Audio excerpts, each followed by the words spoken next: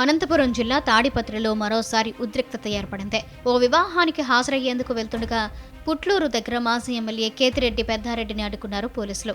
దీంతో పోలీసులపై కేతిరెడ్డి ఆగ్రహం వ్యక్తం చేశారు. వివాహానికి వెళ్తానని పోలీసులకు ముందే లేఖ ద్వారా సమాచారం ఇచ్చానని చెప్పారు. అయినా తనను ఎందుకు అడ్డుకున్నారని పోలీసులతో పెద్దారెడ్డి వాగ్వాదానికి దిగారు.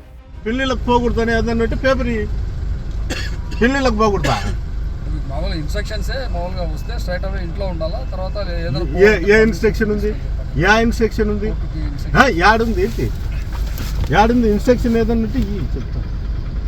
ఏదన్నట్టు ఇయ్యి మీ ఇన్స్ట్రక్షన్ ఏదుందో చెప్పు.